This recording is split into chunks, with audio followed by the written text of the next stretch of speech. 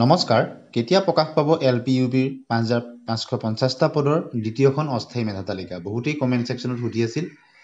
গতিকে আজি যেহেতু 7 তাৰিখ হ'ল আৰু 20 তাৰিখলৈ যদি ফাইনেল মেৰিট লিষ্ট প্ৰকাশ পায় তেনেহলে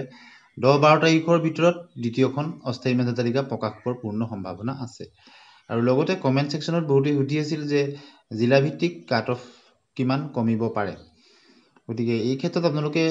কেবাটাও সুখবৰ যে এবাৰ DW ফালৰ পৰা কেবাখন নটিফিকেশন প্ৰকাশ কৰা হৈছে যাতে অভাৰলেপিংৰ সমস্যাটো নোহোৱা হয় বিশেষত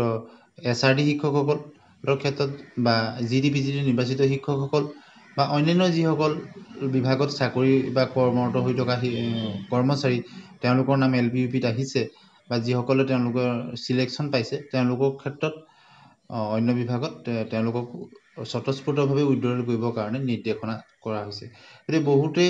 তেওঁলোকে আশা কৰিছে যে তেওঁলোকৰ কিছু পইণ্টৰ কাৰণে বা কিছু নম্বৰৰ কাৰণে তেওঁলোকৰ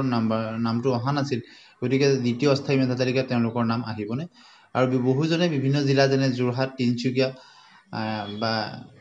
শোণিতপুৰ বা হাইলাকান্দি এনে ধৰণৰ বহুত জিলাৰ তেওঁলোকৰ নম্বৰ কম কিমান আছে এই বিষয়ে উল্লেখ কৰি কমেন্ট সেকশনত তেওঁলোকে সুধিছিল গতিকে আমি এটা কথাই ক'ব পাৰো যদিও এবাৰ অভাৰলেপিংৰ সমস্যাটো যথেষ্ট পৰিমাণে নোহোৱা হ'ব বুলি আমি ক'ব পাৰো তথাপিতো বহুত বেছি ডিফাৰেন্সত কিন্তু নম্বৰ কমিব বুলিও আমি ক'ব নোৱাৰো কিয়নো আপোনালোকে জানে পইণ্টত বহুত প্ৰাৰ্থী থাকে এটা পইণ্ট তিনিটা ফিগাৰৰ যেটো পইণ্ট এটা পইণ্টত কমেও 10 জন মান প্ৰাৰ্থী থাকে সেই হিচাপত যদি অভাৰলেপিং সমূহ নোহোৱাও হয় তেনেহলে কিমান মান কমিব পাৰে দ্বিতীয়খন অস্থায়ী মেধা তালিকা তৃতীয় অস্থায়ী মেধা তালিকাত 0.23 ম্যাক্সিমাম 0.500 ভিতৰত কমিব পাৰে ম্যাক্সিমাম কিন্তু হিমান কমাৰো আশা নাই কিন্তু ফাইনেল মেৰিট লিষ্টৰ কথা ক'ব নোৱাৰি ফাইনেল মেৰিট লিষ্টত যথেষ্ট হয়তো কমিব পাৰে তাতকৈ এটা আমি ফাইনেলৰ কথা নাজানো যেটো দ্বিতীয়খন অস্থায়ী মেধা তালিকাই প্ৰকাশ কৰা নাই দ্বিতীয়খনত যদি আপোনালোকে স্পষ্টভাৱে ক'ব বিচাৰো যে দ্বিতীয়খন অস্থায়ী মেধা তালিকাত 0.23 ম্যাক্সিমাম কমিব পাৰে বা খুব বেছি কোনো এখন জিলাত কমিলে 0.500 মানলৈকে কমিব পাৰে কিন্তু হিমান কমাৰ আশা ক্ষীণ কিয়নো আপোনালোকে জানে যে পইণ্টতে বহুত কিজন প্ৰাৰ্থী সোমাই থাকে অভাৰলেপিংৰ সমস্যা নোহোৱা হলেও কিমান প্ৰাৰ্থী নোহোৱা হ'ব গতিকে এটা সেকেন্ড বা দ্বিতীয় অস্থায়ী মেধা তালিকালৈকে কিমান জন উইথড্ৰ কৰিব সেই সকলোখিনি কথা লক্ষ্য কৰিব লাগিব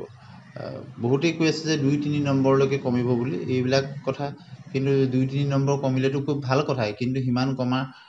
বাস্তৱিকতে কিমান কমাৰ সম্ভাৱনা খুব ক্ষীণ আছে